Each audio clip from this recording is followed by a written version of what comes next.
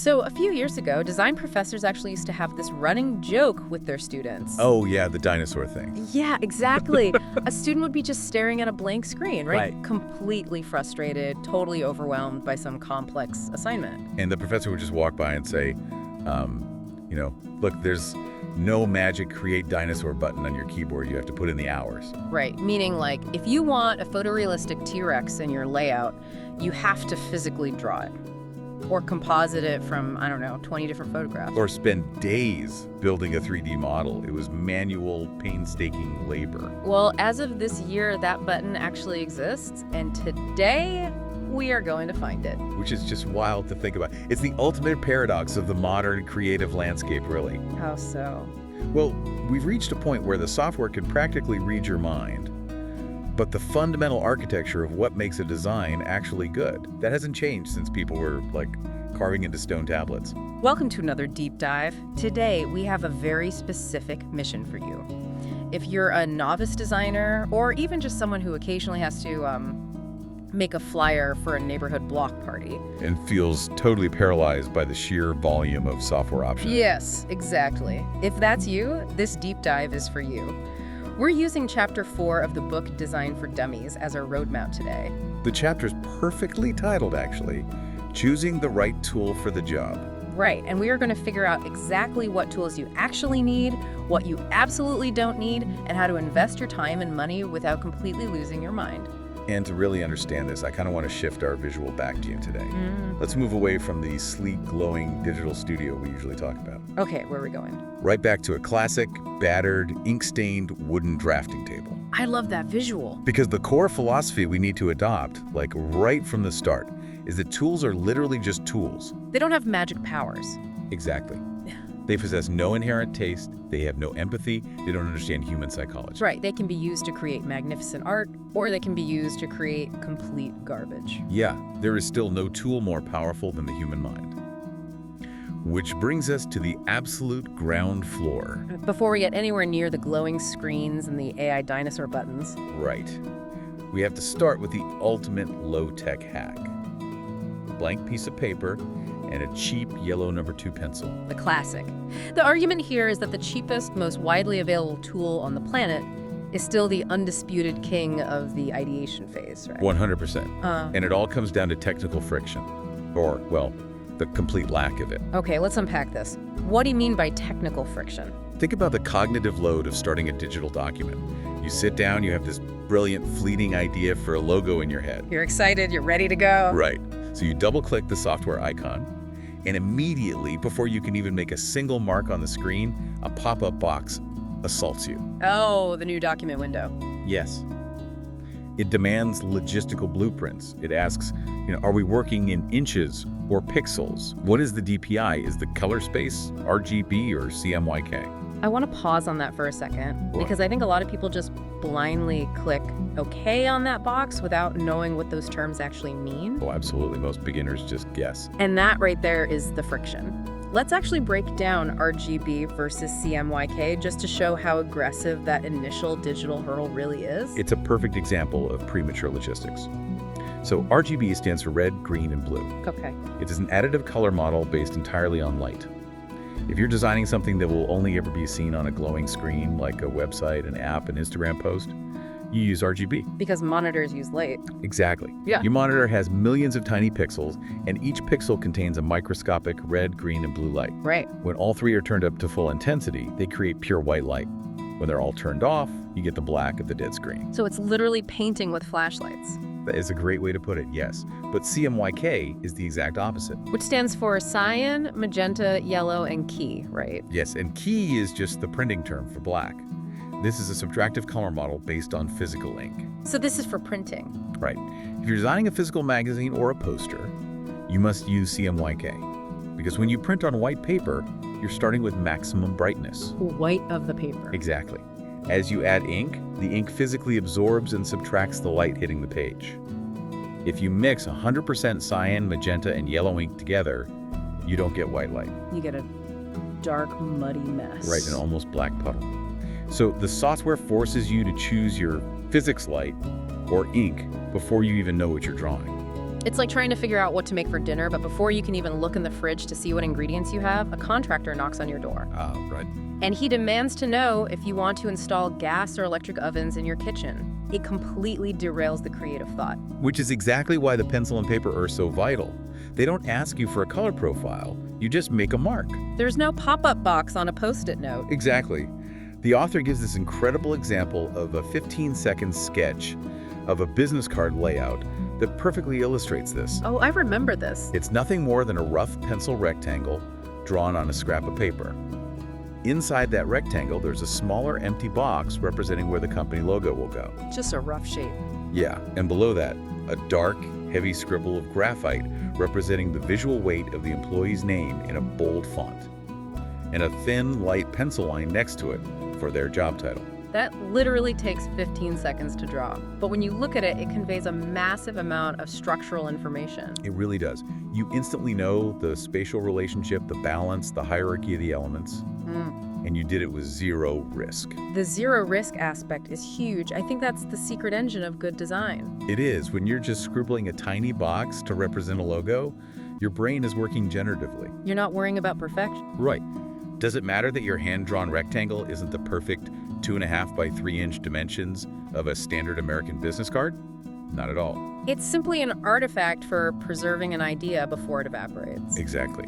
But if paper is so clearly superior for brainstorming, why do so many of us, especially novices, get completely trapped in the digital setup phase? Yeah, why do we immediately reach for the mouse when the notebook is sitting right there? It really comes down to a deeply ingrained psychological trap known as the sunk cost fallacy. Oh, this is fascinating. Explain how that works in design. Let's say a young designer skips the paper and goes straight into the software.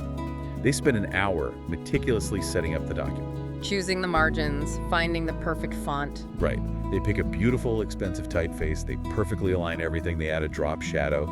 Because they've invested that hour of meticulous labor, they are now psychologically married to that file. They've convinced themselves it's valuable just because it took time. Precisely.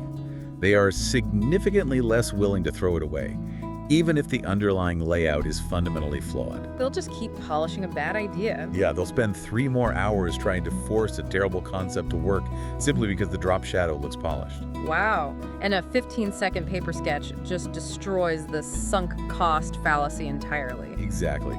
If you look at your scribbled business card and realize the layout is terrible, you literally just move your hand 2 inches to the right and draw another one. It fundamentally prevents you from sticking with bad ideas longer than you should. There's also something to be said for the sheer tactile nature of physical tools. I read this fascinating anecdote in the source material about a design professor. Oh, the watercolor story. Yes. The professor forced their entire class to do their initial thumbnail sketches using watercolor paints instead of pencils or pens. Which sounds like absolute madness at first. Watercolor is chaotic, it bleeds, it drips, it pools. Right. How do you design a structured, rigid layout with colored water? You don't. And that is exactly the professor's point. The physical medium directly dictates the cognitive process. Expand on that a bit. How does the water actually change the brain? Well, when you hold a sharp, hard pencil, your brain naturally defaults to precision. You become a stickler. You start obsessing over perfectly straight lines. Yeah, 90-degree corners, microscopic details, you lose the forest for the trees. By forcing the students to use a fat, wet watercolor brush, the professor physically removed their ability to be precise. They couldn't draw a perfectly straight line if they tried. Exactly, so they were forced to stop obsessing over the architecture and start looking at the emotion. They had to think about the broader concepts, like the visual weight of a giant blue wash on the left side of the page versus a small, dense red drop on the right. It completely shattered their ingrained workflows.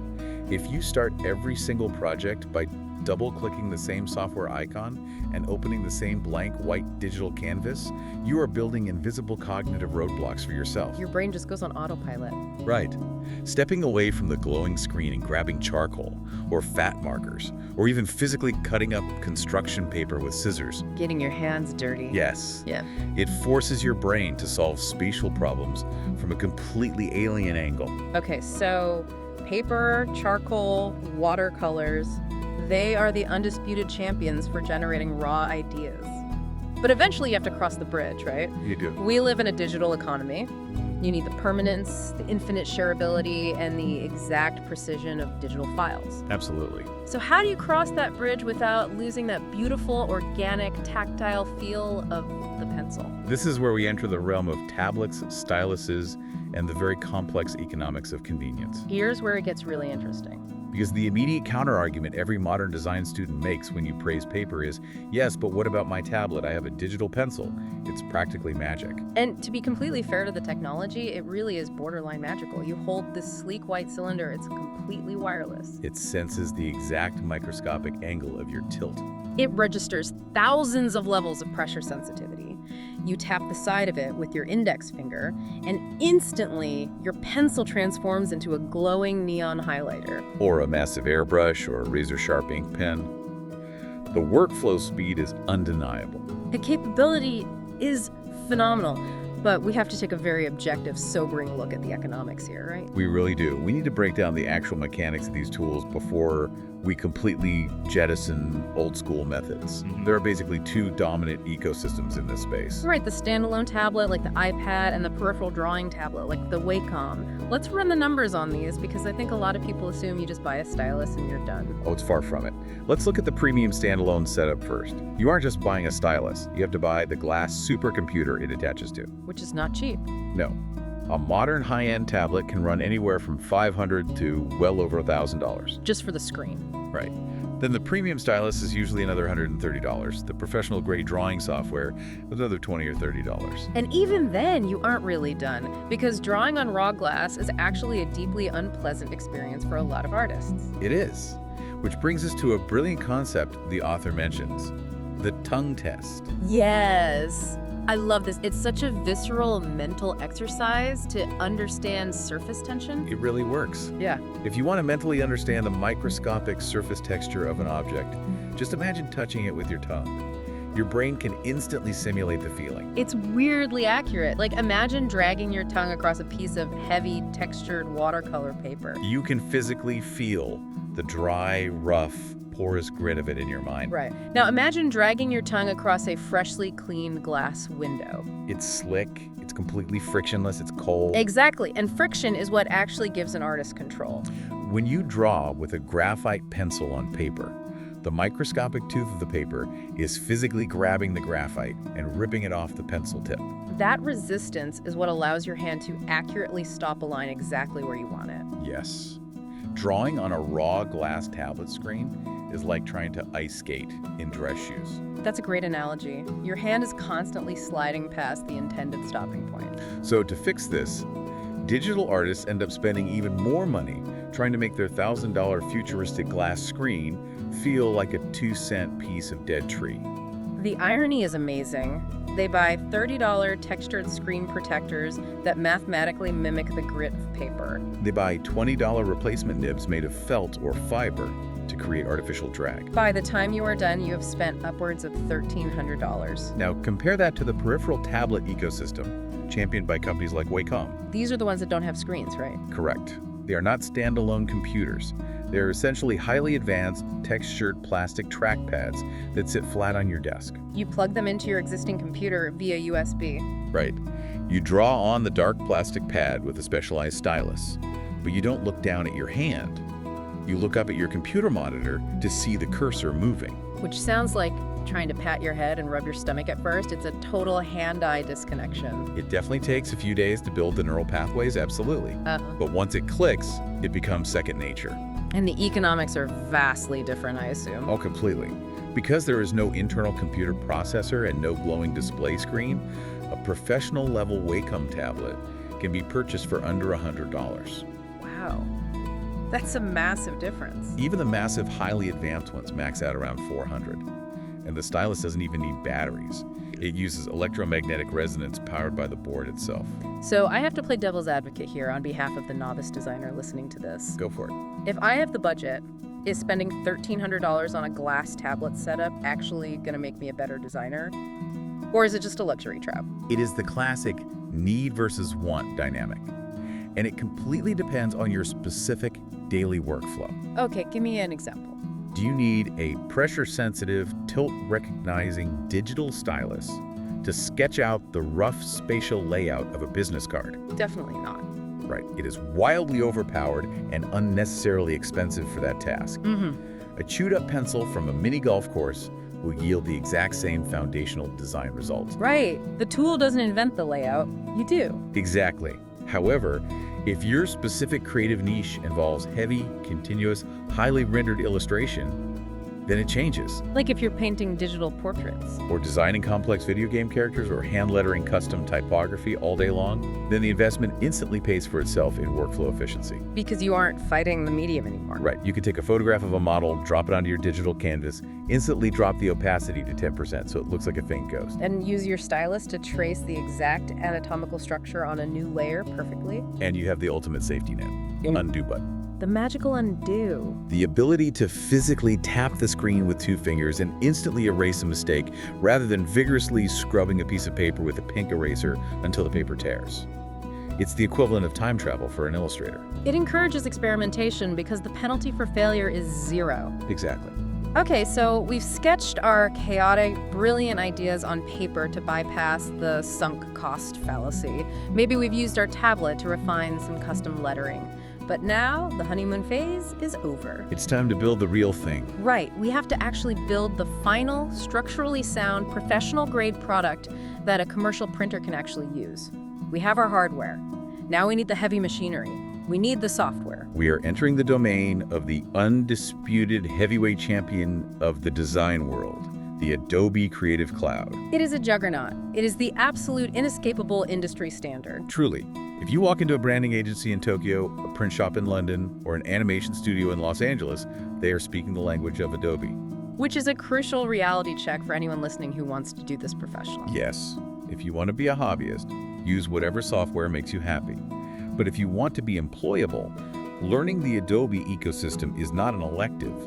It is a prerequisite for entry. They've basically spent decades setting the global benchmark for reliability, color accuracy, and file handling. But that monopoly comes with a serious toll booth. Yeah, the days of buying a disc in a box and owning the software forever are long gone. It is a subscription model now. For a student, you're looking at around $20 a month. For a standard professional, it's roughly $60 a month. So over the course of a single year, you are sinking over $700 into software rent. Which is a staggering number for a beginner. Yeah. But it's vital to understand what that money is actually buying. You aren't just renting a single tool. No, you are renting an entire, deeply integrated ecosystem. You get Photoshop for pixels, Illustrator for vectors, InDesign for layouts, Premiere for video, After Effects for motion graphics, plus cloud storage, thousands of licensed fonts, and portfolio hosting. and the true power is how they all talk to each other. It's an assembly line. How does that assembly line usually look in practice? Well, you might build a razor-sharp mathematical logo in Illustrator. Then you take a raw photograph from a photo shoot and color correct it in Photoshop. Okay. Then you bring that logo and that photo into InDesign, where you build a rigid mathematical grid, add your typography, and assemble the final magazine advertisement. Finally, you export that entire package as a flattened PDF to send to the printing press. Exactly. But to truly master that assembly line, you have to fundamentally understand the physics of the big three programs. And that starts with Illustrator and the profound difference between vectors and rasters. This is the great divide in digital art. Let's really dig into this, because if a novice messes this up, it costs real money. It definitely does. I have an analogy for vector versus raster. Tell me if this holds up mechanically. Let's hear it. Think of vector graphics like a piece of sheet music. The paper itself makes no sound. It simply contains pure mathematical instructions. The notes, the tempo, the pitch, the rests. Okay, I like where this is going. Because it's just a set of instructions, that exact same piece of sheet music can be played by a single, quiet acoustic guitar in a tiny coffee shop, or it can be handed to a massive 100-piece symphony orchestra in a stadium. Right. The song remains perfectly clear, identical, and flawless regardless of the scale.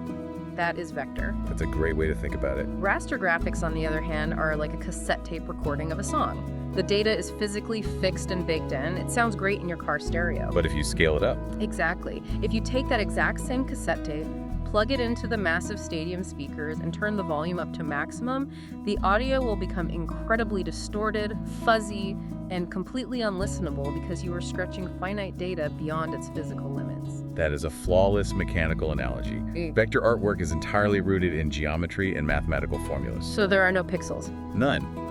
When you draw a circle in Illustrator, the computer isn't saving a picture of a circle. It is saving an equation, the exact center coordinate point, the radius, and the color value of the fill. So when you scale it up, but the computer isn't stretching anything, it's just recalculating the math problem at a larger size. Exactly. Take a lowercase letter e in a standard font. Because fonts are vector files, that e will have the exact same razor-sharp, microscopically crisp edge quality, whether it is printed at a tiny 10-point size on a business card or blown up to be 48 feet tall on a highway billboard. That's amazing. The math simply scales infinitely. But getting the computer to draw that math isn't exactly intuitive. If you just grab a digital pencil and draw a circle with your hand, it's going to be wobbly. Right, because human hands aren't mathematically perfect. So how do you draw it? You have to use something called the pen tool, which relies on Bezier curves. Ah, the dreaded pen tool. Named after Pierre Bezier, a French engineer who popularized them in the 1960s. He was designing the curved bodies of Renault automobiles.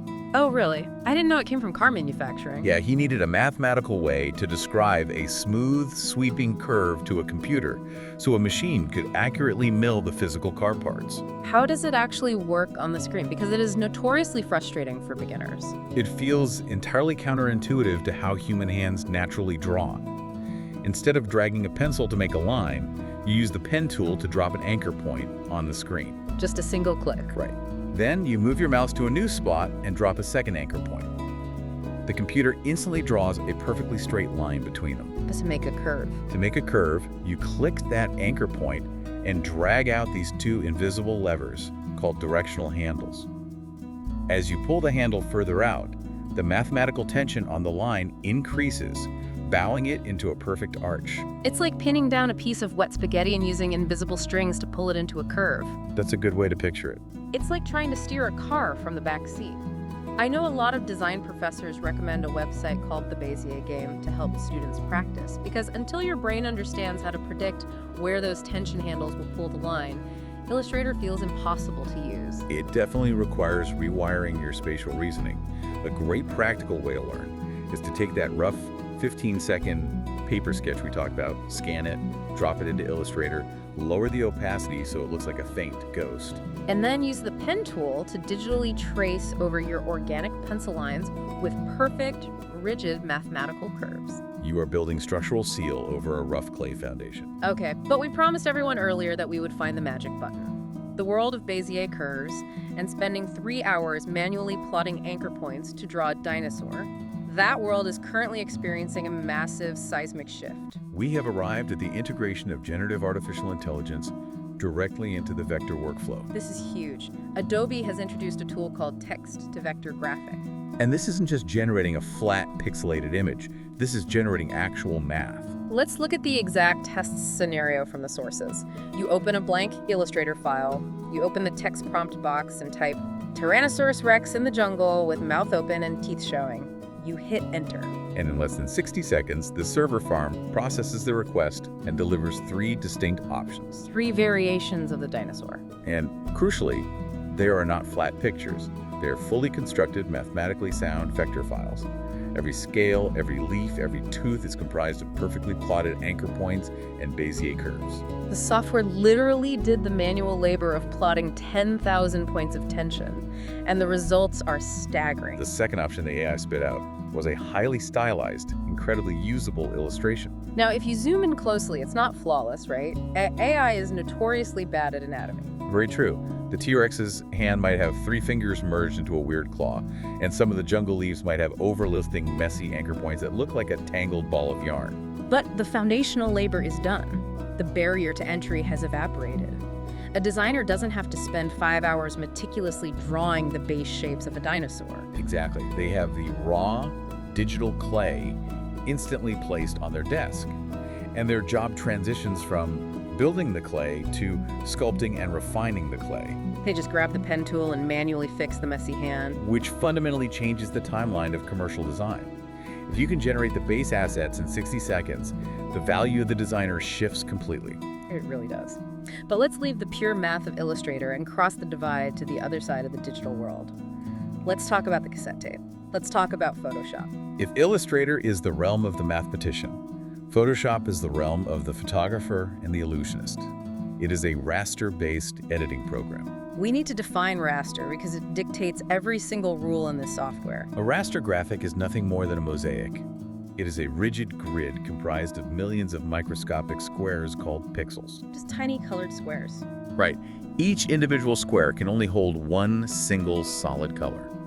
When you zoom all the way in on a high-definition photograph of an eye in Photoshop, the illusion completely shatters. You don't see eyelashes or a pupil? No, you just see a massive checkerboard of solid brown, black, and beige squares. Your brain blends those colored squares together when you zoom out to create the illusion of a continuous photograph, which introduces the absolute most critical concept in Photoshop, pixel density, or PPI pixels per inch. This is where people ruin files constantly. It is a concept that governs file size, load times, and physical print quality. Imagine you have a digital file of a solid black circle that is 1 inch wide. Okay. If that file is set to a density of 30 pixels per inch, it means there are only 30 squares of color packed into that 1 inch of space. Because the squares are relatively large, the curved edge of the circle will look incredibly jagged and fuzzy, like a staircase. But the file size will be tiny, right? Maybe 20 kilobytes, because the computer doesn't have much data to memorize. Exactly. Now, if you take that same 1 inch circle and increase the density to 300 pixels per inch, the microscopic squares are 10 times smaller. So they can map the curve of the circle much more precisely. The edge looks razor sharp. The file size balloons massively because the computer is now memorizing the exact color data for thousands of extra squares. So it's a constant balancing act between visual crispness and digital weight. And there are 3 golden rules of thumb for pixel density that every designer eventually memorizes. Rule number 1. 72 ppi is the absolute standard for internet graphics. Why is that? Because internet design is a war for attention and speed wins. A 72 ppi image looks perfectly acceptable on a standard laptop screen. But more importantly, the file size is incredibly small, meaning the website loads in milliseconds. That makes sense. Rule number 2. 2n18 ppi is generally considered the sweet spot for modern Retina displays, like your smartphone or a premium tablet screen. Right, because you only download an app or a mobile operating system once. The files are allowed to be heavier to deliver that stunning glass-like sharpness that consumers demand from high-end devices. And rule number 3. 300 ppi is the unbreakable gold standard for physical, printed materials like magazines, brochures, and packaging. And this isn't arbitrary. It is dictated by the physical mechanics of giant commercial printing presses. Let's look at the mechanics of that because it explains the why. A commercial printing press doesn't paint solid colors, does it? No, it uses a process called halftone printing. It sprays thousands of microscopic dots of cyan, magenta, yellow, and black ink onto the rapidly moving paper. The CMYK we talked about earlier. Yes. To fool the human eye into seeing a sharp, continuous photograph, those ink dots have to be packed incredibly densely. If you send a 72 ppi internet photo to a commercial printing press, It's not going to end well. not at all. The physical ink dots have to be spread too far apart to cover the space, and the resulting print looks like a blurry, pixelated amateur disaster. Which establishes the single most unforgivable sin in Photoshop. You can always scale a massive high-density file down, commanding the computer to simply throw unneeded pixels into the trash. But you can never, ever scale a low-density file up. You cannot take a tiny 72 ppi photo you saved from a website and blow it up to fit on a 300 ppi printed poster.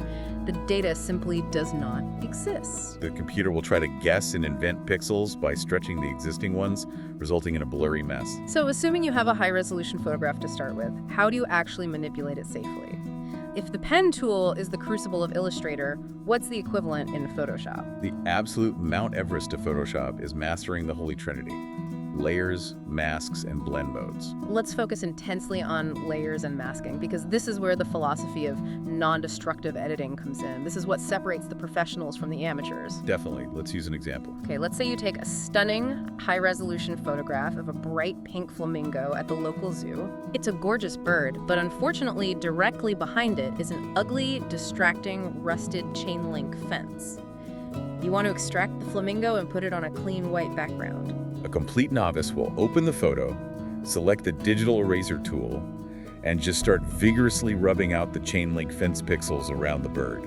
Which is a catastrophic, destructive workflow. Think of the digital pixels in that photograph like a slab of wet clay. When you use the eraser tool, you are physically scraping that clay away and throwing it in the garbage. When you hit save and close the program, the computer bakes the clay in the kiln. The action is permanent. Yes. If you open the file next day and realize your hand slipped and you accidentally erased half of the flamingo's beak, you are entirely out of luck. Those pixels no longer exist on your hard drive. You have destroyed the original data. So how do you remove the fence without destroying the clay? You use a layer mask. Explain how a mask works. Think of a layer mask as laying a perfectly clear pane of glass directly over your wet clay photograph. You never touch the clay again. You're just working on the glass. Exactly. You take a digital paintbrush and you paint on the glass itself, using only pure black or pure white paint. The rule of a mask is simple. Black conceals and white reveals. So if you paint pure black on the glass directly over the chain link fence, the software hides whatever is beneath it. The fence visually vanishes. But the actual pixels of the fence are still perfectly intact underneath the black paint. The original photograph is entirely unharmed. And here's the magic. If you accidentally slip and paint black over the flamingo's beak, causing it to disappear, you don't panic. You just switch your paintbrush to white paint, dab it over the glass where the beak should be, and the beak instantly reappears. You can refine the edge of the feathers for hours, switching between black and white, carving out a perfect silhouette with zero risk of permanent damage. That is non-destructive editing. It is the ultimate safety net. You're building in the ability for your future self to change their mind. This non-destructive philosophy applies to everything, including color correction. There's a brilliant breakdown in the chapter of how to fix an underwater photograph. If you've ever taken a GoPro into the ocean and snapped a picture of someone snorkeling, you know the immediate disappointment. It never looks like how you remember it. Exactly. You remember the reef being vibrant and colorful, but the photograph is just a washed-out, monochromatic wash of murky blue and green. The skin tones look sickly. There's a very specific physics explanation for that. Sunlight contains the full spectrum of visible color, but water is incredibly dense. When light waves penetrate the surface of the ocean, the water acts as a massive physical filter. Right. The higher wavelength colors on the spectrum, the reds, the oranges, the yellows, lack the energy to penetrate deeply. Yeah. They're physically absorbed and stripped out of the light within the first few feet of depth. The lower wavelength colors, blue and green, have the energy to travel much deeper. Water literally steals red light. So to fix the photo in Photoshop, you don't just grab a digital paintbrush and clumsily smear pink paint over the snorkeler's face. No, you use a non-destructive adjustment layer. You open a mathematical graph of the image's color data, and you specifically target the red channel. You grab the curve on the graph and pull it up, digitally amplifying the red pixel values across the entire image. You are using math to artificially inject the red light wavelengths back into the environment that the ocean stole. And suddenly, the murky green water recedes, and the natural, warm skin tones of the snorkeler emerge perfectly. It's digital alchemy. The same applies to retouching, which is the art of removing imperfections. The workhorse tool for this is the clone stamp. Let's visualize that. Imagine a macro photograph of a pristine white flower petal, but right in the center, there is a cluster of ugly, dead brown spots. You select the clone stamp, which acts like a microscopic, intelligent copy and paste brush. You hold down a key, click on a beautifully clean, healthy area of the white petal to set your source point. Then you move your brush over the brown spots and start painting. And as you paint, the software is dynamically pulling the pixel data, the exact color, the microscopic texture, the lighting gradient, from the clean source point, and seamlessly blending it over the brown spots. It literally grafts healthy digital skin over the blemish until it vanishes completely. But just as we saw in Illustrator, the manual labor of the clone stamp is being entirely usurped by generative AI. Adobe has integrated generative fill directly into Photoshop. This is where the magic borders on the terrifying. Let's look at the rooster example from the book. Okay. You have a photograph of a proud, highly detailed rooster standing in a patch of dirt and dry grass. You take the digital marquee tool, which just draws a selection box, and you draw a square in the empty dirt right next to the rooster. A little text prompt box pops up. You type 2 words, baby chick. You hit enter. The software sends the surrounding pixel data to the server farm.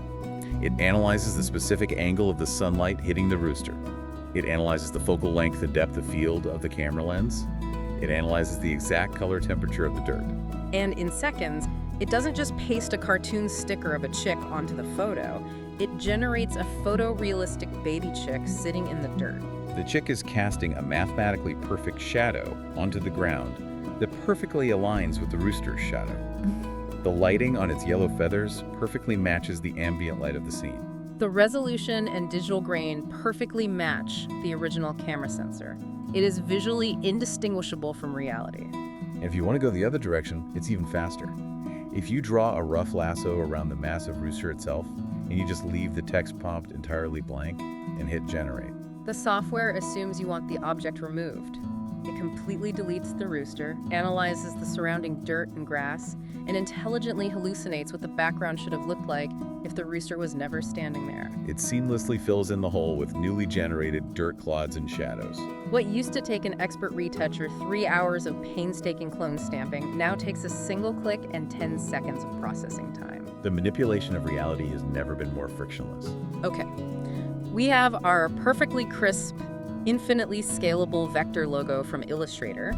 We have our flawlessly color-corrected, AI-retouched photograph of a flamingo from Photoshop. Now, we need to put them together. We need to build the layouts. Right. We need to add paragraphs of text, headlines, and page numbers.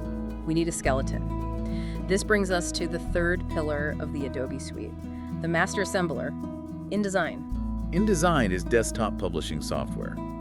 It is crucial to understand that InDesign is not primarily an image creation tool. It is an organizational tool.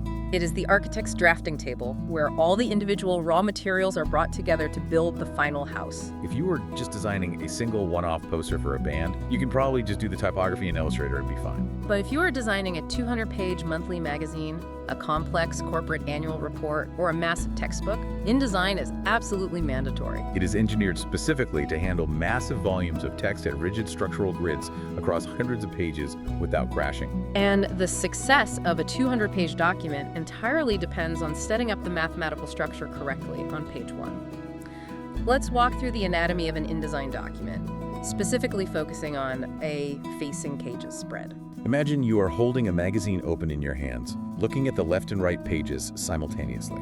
There are 3 fundamental concepts here: margins, columns, and bleeds. Let's start with margins because they serve a dual purpose: aesthetic and highly practical. You have the outside margin, which is the blank white space running along the top, bottom, and outer edges of the paper. Aesthetically, this is visual breathing room. It prevents the text from feeling like it's suffocating the reader, but practically, it's thumb space. Exactly.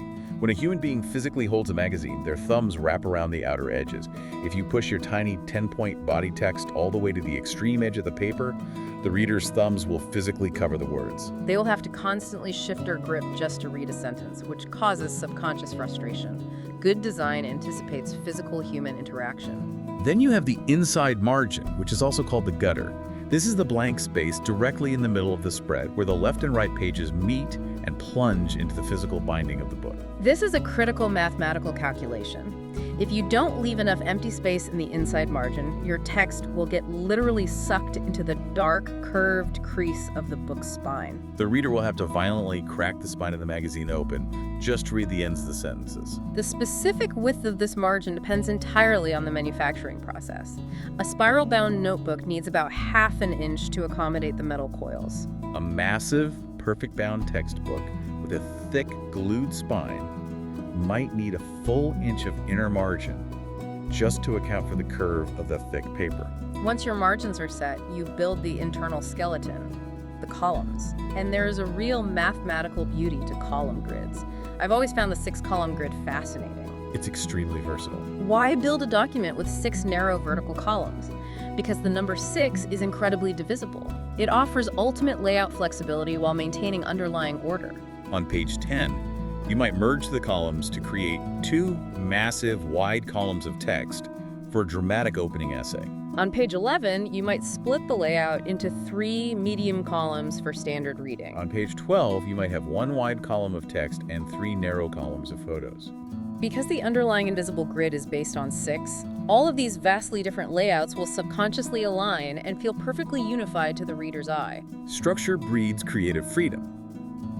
But there is one structural element that always trips up novices, and it requires understanding the violent reality of a commercial print shop. We need to talk about the bleed. Yes. I used to wonder about this constantly. When you buy a high-end magazine like Vogue or National Geographic, the giant, beautiful photographs run completely off the absolute edge of the paper. But when you try to print a photo on a home inkjet printer, there is always an ugly 14-inch white border around the entire page. How do commercial printers get the ink all the way to the edge without making a mess inside the machine? The secret is that they don't print on the final size of the paper. Let's say your final magazine page is 8 by 10 inches. The commercial printing press actually prints the page on a much larger sheet of paper, maybe 9 by 11 inches. So there's excess white paper all around the printed design? Yes.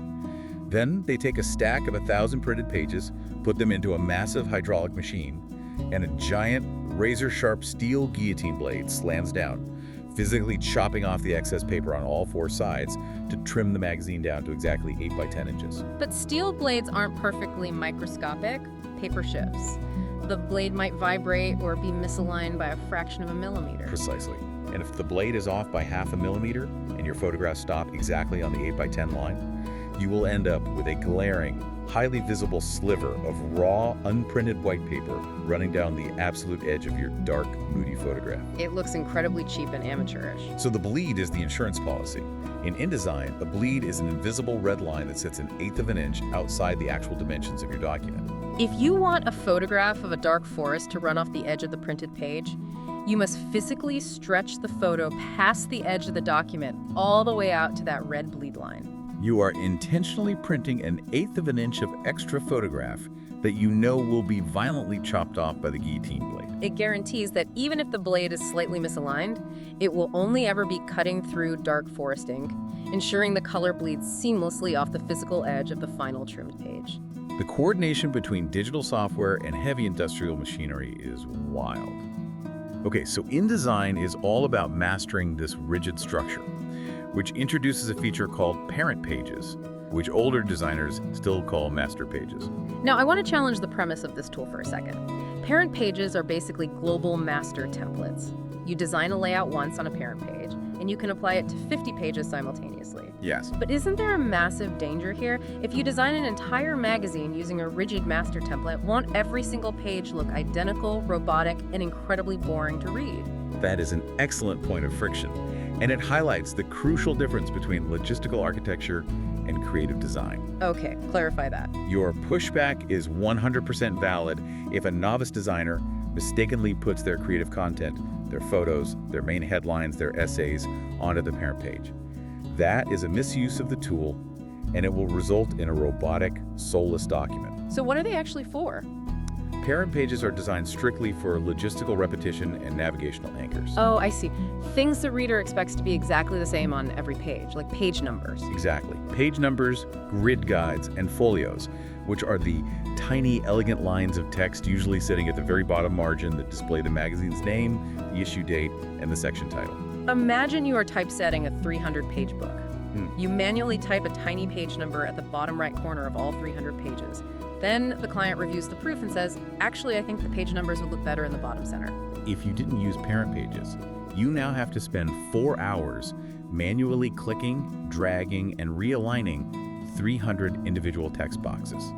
It is mind-numbing labor. If you used a parent page, you simply open the master template, move the single page number text box to the center, and the software instantly cascades that mathematical change across all 300 pages simultaneously in a fraction of a second. It eliminates the friction of repetitive tasks so the designer can spend their mental energy on the creative layout of the actual photos and text. It's pure efficiency. And InDesign does the exact same thing for typography through a system called styles. Instead of just highlighting a headline and manually changing the font to bold and the size to 48 point, you create a headline style that saves all those mathematical parameters into a saved preset. You apply that preset to every headline in the book. If the art director decides the next week that all headlines should actually be blue instead of black, you don't go hunting through 300 pages. You just open the headline style menu, change the color value to blue, and every single headline in the entire document updates instantly. It is incredibly powerful. Adobe's power is absolute. But we must address the elephant in the room. As we discussed, renting this power costs roughly $700 a year every year for the rest of your career. What if that price tag is simply an absolute non-negotiable deal breaker? What if you are a student in a developing country or a solo entrepreneur bootstrapping a tiny bakery and you literally cannot afford the toll booth? Are you locked out of the graphic design industry forever? Must you resort to MS Paint? Let's look at the resistance, the budget-conscious disruptors, the open-source heroes, and the browser-based alternatives. Because the short answer is absolutely not. You are not locked out. There is an entire parallel universe of incredibly robust software that won't drain your bank account. Let's start with the direct, aggressive competitors to the full Adobe suite. The company's actively trying to steal Adobe's market share by offering the same tools with a vastly different economic philosophy. The most prominent disruptor right now is Affinity. Affinity is making massive waves in the industry. They have completely mirrored the big three Adobe ecosystem. They offer Affinity Designer, which is their vector-based answer to Illustrator. They have Affinity Photo, their raster editing answer to Photoshop. And they have Affinity Publisher, their layout answer to InDesign. And the economic philosophy is the selling point. It is not a subscription. There is no monthly rent. You pay a one-time purchase fee, currently hovering around $165 for the entire suite, and you own the software license forever. It is a phenomenal value proposition. The interface is highly polished, the community support is robust, and the core mechanics, the Bezier curves, the layer masks, the typography engines function very similarly to Adobe. A designer trained on Adobe can usually transition to Affinity in a matter of days. Interestingly, the corporate landscape is shifting rapidly here. Canva, the massive online template company, recently acquired Affinity. It will be fascinating to observe how the injection of Canva's massive capital alters Affinity's trajectory over the next few years. There is also the old guard, the Corel Draw graphics suite. Corel has been around since the dawn of digital design. It is highly respected, particularly in the sign-making, vinyl cutting, and screen printing industries. It handles both complex vectors and multi-page layouts, and the suite includes Corel Photo Paint for raster editing. It is more expensive than Affinity, running around $270 a year for a subscription, or a one-time perpetual license of roughly $550, but it is absolute, undeniably professional-grade software. But what if the budget is strictly $0? What if you cannot spend a single penny? Then we leave the corporate world entirely and enter the fascinating realm of open source and browser-based software. Let's break this down by our three pillars, starting with Illustrator and vector graphics. If you need to edit complex vectors for free, you download Inkscape. Inkscape is a completely free open source program available for Mac, Windows, and Linux. And we should briefly explain what open source actually means in this context, because it dictates the entire user experience. Open source software is not built by a massive corporation in Silicon Valley looking for profit. It is built, maintained, and constantly updated by a global, decentralized community of volunteer programmers and passionate users. Because it's built by engineers rather than corporate UI designers, the interface can sometimes feel a bit clunky or dense. But the underlying engine is incredibly powerful and capable of handling industry-standard vector formats like SVG and EPS. And if you don't even have a hard drive, let's say you are a high school student working entirely on a cheap, low-power Chromebook provided by your school, you can use Vector. Vector is a free, entirely in-browser application. You just go to a website, and the vector editor loads directly in Chrome. It handles basic pathing and shapes brilliantly, though the trade-off for free is that you'll have to ignore banner ads unless you pay a tiny premium subscription. Moving to the second pillar, Photoshop and raster editing. The reigning undisputed king of free raster software is GIMP. GIMP stands for the GNU Image Manipulation Program. GIMP has been around for decades, and it is wildly robust. It is completely free, open source, and cross-platform. It can do complex layer masking, advanced color correction, and intricate selections. It can even crack open proprietary Adobe Photoshop PSD files, which is a massive technical feat for volunteer engineers to maintain. It is the ultimate testament to the power of the open source community. And again, for the Chromebook users or those who simply refuse to install software on their local machines, there's Pixlr. Pixlr is a highly capable, free, in-browser raster editor. It handles layers, blend modes, and filters effortlessly. Like Vector, it operates on a freemium model, offering basic tools for free while hiding advanced AI features and an ad-free experience behind a small paywall. Finally, we hit the third pillar, InDesign and layouts. If you want a free, open-source desktop publishing program, you look for Scribus. Scribus has fantastic typesetting controls, handles CMYK color spaces for commercial printing, and can output press-ready PDFs. However, it does struggle heavily with cross-compatibility, meaning if someone sends you an Adobe InDesign file, Scribus will have a very hard time opening it cleanly.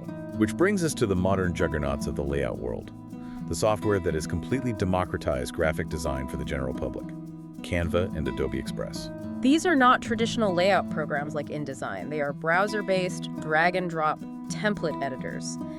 Canva is absolutely everywhere right now. Every small business, every social media manager, every school teacher is using it. You log in, you tell it you want to make an Instagram post, and it instantly provides you with 10,000 beautifully pre-designed templates. You just click the text, type your own headline, swap the photo, and hit download. It removes the terrifying tyranny of the blank page. You can use it completely for free, or you can pay roughly $120 a year for Canva Pro to unlock premium stock photos, advanced brand management kits, and integrated AI generation. Adobe Express is Adobe's direct, aggressive counterattack to Canva. It looks and functions very similarly, but it integrates seamlessly with the assets stored in your massive Adobe Creative Cloud library. It is often included with a full Adobe subscription, or you can buy it standalone for about $10 a month. So, what does this all mean? We have laid out this massive smorgasbord of alternatives. We have established that Affinity costs a fraction of Adobe, that GIMP is completely free and does exactly what Photoshop does regarding layer masks, and that Canva makes layout effortless. So the question is, why pay Adobe? Yes. If all of this is true, if the tools are functionally identical but drastically cheaper or completely free, why does anyone ever continue to pay Adobe $700 a year? Are professionals just brainwashed? It is not brainwashing. It is a harsh, practical reality of economics. The answer comes down to a concept called industry standard workflow friction. Let's paint a scenario. If you are a solo freelancer designing logos in your bedroom, or you're an in-house marketing director for a local car dealership making your own newspaper ads, Affinity or GIMP are flawless choices. The software never has to leave your desk. You design it, you export a flattened PDF, you email it to the newspaper, and you are done. But professional graphic design at the highest levels is almost never a solo sport. It is a massive interconnected relay race. Imagine you get hired at a high-end advertising agency in New York. The workflow is a complex assembly line. A copywriter writes the text in Microsoft Word and sends it to you. You design the layout. You then have to package your working layout file and send it across the office to a senior art director who opens your exact file on their computer to tweak the typography and adjust the color balance. Once approved, the art director sends that working file to a pre-press specialist who prepares the color separations.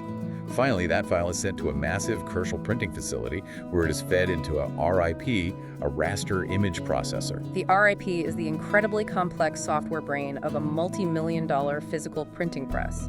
It translates digital code into physical microscopic droplets of cyan, magenta, yellow, and black ink. And here is where the friction destroys the process. If you stubbornly show up to that agency job on your first day and try to hand the senior art director a free open source Scribus file, their Adobe-equipped computer literally cannot open it. They cannot edit your work. Even worse, if they somehow force it open, the complex formatting might break. And if they send that non-standard file to the commercial printer, the printer's highly calibrated RIP software might misinterpret the color data, resulting in 50,000 copies of a magazine being printed with completely ruined green-tinted photos. That mistake cost the agency tens of thousands of dollars. When an agency or professional pays $700 a year for Adobe, they are not merely paying for the pen tool or layer masks. They are paying for a global insurance policy. They are paying for the absolute guarantee of frictionless collaboration. Adobe is the lingua franca. It is the language everyone agreed to speak so the assembly line never breaks down. That makes complete sense. It's the cost of participating in the global economy. Okay, we have talked about the physical drafting table. We've analyzed the economics of the glowing iPad glass. We've conquered the massive desktop software fortresses of Adobe and explored the rebellious world of open source browsers. But there is one final piece to this roadmap. It's a massive blind spot that almost every novice ignores. We tend to think of design as an isolated action that only happens when we are physically sitting at a desk, hunched over a keyboard, actively clicking a mouse. But you currently have a supercomputer with a high-definition camera sitting in your pocket right now. The smartphone. It is a vital, totally underutilized component of the modern creative workflow. Now, we must set expectations clearly. You are not using a 6-inch iPhone screen to architect a 300-page magazine layout or to meticulously clone stamp microscopic blemishes off a photograph. The screen is far too small, and your thick finger is far too imprecise. Trying to do full production design on a phone is an exercise in misery. Using mobile design apps is an efficiency play. Let's go back to our kitchen analogy from earlier. Using the mobile apps in your pocket is exactly like doing the essential prep work for a Michelin star chef. You are absolutely not going to cook the delicate 5-course finale meal on a tiny hot plate while riding a bumpy subway train. But you can absolutely use that 30-minute subway commute to chop the digital onions, mince the digital garlic, and organize the digital spices. You are prepping the raw ingredients. Yeah. So that when you finally arrive at the studio and sit down in front of your high-powered, multi-monitor desktop rig, you aren't starting from zero. You have all your ingredients perfectly lined up, and you are instantly ready to cook. So what do those digital ingredients actually look like? There is a fascinating ecosystem of microtask apps designed specifically for passive, real-world data collection. Let's look at color theory. Picking a harmonious color palette from a blank digital color wheel is incredibly intimidating. You just stare at millions of options, paralyzed. There is an app called Coolers that solves this beautifully. I use Coolers all the time. It is brilliant. You just open the app and tap the screen, and the algorithm instantly generates mathematically perfect, aesthetically pleasing 5 color palettes based on established color theory rules. But the real magic is the camera integration. You can be walking through a botanical garden, see a stunning arrangement of dark green leaves, bright pink orchids, and yellow sunlight, and you just snap a photo with your phone. The app analyzes the photo and extrapolates the exact mathematical hex codes of those specific real-world colors, creating a custom digital palette that you can instantly beam to your desktop computer. Which leads perfectly to the ultimate reality capture tool, Adobe Capture. This app fundamentally bridges the physical environment and the digital canvas. Imagine you are walking down an alleyway in a city and you notice an old rusted metal door. The paint is peeling, the rust has this incredible, gritty, chaotic texture. Years ago, you would just admire it and walk away. Today, you pull out your phone, open Adobe Capture, and aim the camera at the rusted metal. The software analyzes the contrast of the rust in real time. With a single tap, it mathematically traces the chaotic edges of the rust and instantly converts it into a clean, scalable vector graphic or a custom digital paintbrush. It automatically uploads that custom rust brush to your Creative Cloud account via the internet. When you get home and launch Photoshop, your custom real-world rust brush is already sitting in your tool palette, waiting to be used on a digital illustration. You are literally harvesting the physical world for digital assets. It's mind-blowing. The world becomes a giant supply closet. The author of Design for Dummies also highlights purely logistical utility apps that eliminate desktop clutter. Things like Scanner Pro or Cam Scanner. You no longer need a massive, bulky flatbed scanner taking up half your desk just to digitize a client contract or a hand-drawn pencil sketch. You just throw the piece of paper on your kitchen table, point your phone's camera at it, and the app's AI automatically finds the edges of the paper, corrects the warped perspective from the lens, flattens the image, violently boosts the black and white contrast to remove shadows, and generates a perfectly clean, professional PDF file that you can email instantly. And of course, there are the mobile sketching apps for capturing the raw layout ideas we discussed at the very beginning. If you don't have a paper notebook, you can use apps like Procreate Pocket, which crams hundreds of highly advanced digital brushes right onto your iPhone. There's Paper by WeTransfer, which is a gorgeously minimalist, distraction-free app designed purely for messy sketching, mind mapping, and collaging rough ideas. And we can't forget about passive inspiration.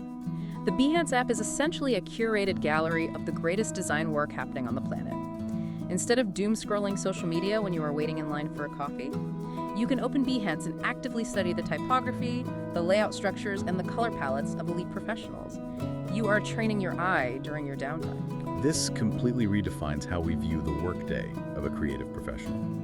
Design is not merely the mechanical execution of software commands between the hours of 9 a.m. and 5 p.m. Design is observation. It is a constant ambient awareness of the spatial relationships and visual textures of the world around you. These pocket supercomputers simply provide a frictionless method to digitize your ambient observations and inject them directly into your professional high-end production pipeline. Okay, we have covered an immense, staggering amount of technical and philosophical ground today. We've built the complete roadmap for navigating the modern design landscape. Let's distill everything down. We started at the absolute ground floor with the 15-second pencil sketch.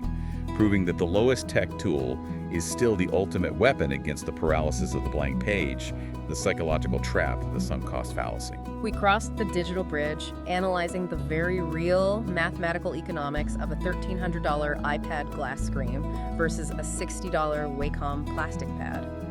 We learned that the tongue test proves physical friction is required for control, and that you only need the expensive, pressure-sensitive gear if your daily workflow demands heavy, complex illustration. We stared down the massive, inescapable juggernaut of the Adobe Creative Cloud.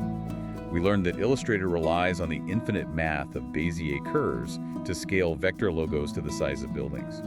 We learned that Photoshop is a game of managing microscopic raster pixels, understanding print resolution, and utilizing the absolute magic of non-destructive layer masks putting glass over the wet clay. We saw how InDesign acts as the master architect, utilizing margins, column grids, bleeds, and parent pages to seamlessly assemble vast publications without breaking under the weight of the data. We found the resistance, the incredible, powerful alternatives, the disruptive one-time purchase model of Affinity, the wildly complex volunteer-built open-source engine of GIMP, and the democratized browser-based drag-and-drop world of Canva. And we answered the ultimate question of why professionals still pay the Adobe toll booth. The absolute necessity of avoiding workflow friction when communicating with massive commercial printing presses. And finally, we looked at the supercomputer in our pockets, realizing that mobile apps are not for cooking the final meal, but are the ultimate prep kitchen for harvesting real-world inspiration, capturing hex codes, and scanning textures on the go. If we connect this to the bigger picture, as we survey this massive landscape, from the cheapest chewed-up yellow pencil to the most terrifyingly advanced generative AI server farm, we must continuously return to the core thesis of the drafting table. Software is completely agnostic. The pen tool does not know if you are drawing a profound symbol of human rights or a poorly proportioned logo for a scam company. A layer mask does not care about the emotional resonance of the photograph. Tools are just tools. They have no soul. The only thing that breathes life into the rigid mathematics of a Bezier curve or a pixel grid is the critical thinking, the empathy, and the unique lived experience of the human being wielding the mouse. Which leaves us with a profound, somewhat intimidating final thought to mull over as we wrap up. At the very beginning of this deep dive, we talked about the design professor's joke. The mythical create dinosaur button. Well, we found it. Generative AI is here. It is permanently integrated into the toolbars of Illustrator and Photoshop, and it is only going to get exponentially faster and more photorealistic. The technical barrier to creating a slick, perfectly lit, mathematically flawless image is rapidly dropping to absolute zero. Soon, anyone with a keyboard will be able to generate a masterpiece of rendering in 3 seconds. So, if the software can draw the dinosaur perfectly for you, does your fundamental role as a designer shift? If you no longer need to spend 10,000 hours mastering the physical execution of drawing pixels or plotting anchor points, do you instead have to become an immaculate curator of ideas? As the digital tools get smarter, your unique taste, your conceptual problem solving, your understanding of human psychology, and those messy, chaotic 15-second pencil sketches on scrap paper might become the only things that truly separate you from the machine. It is a terrifying yet incredibly liberating paradigm shift. We are entering an era where we are no longer limited by what our clumsy human hands can technically execute. We are now only limited by the depth and clarity of what our minds can imagine. And maybe that makes staring at the blank page even more intimidating than before. But at least now, you know exactly which tool to pick up first. Go grab a pencil. Thanks for joining us on this deep dive. We'll see you next time.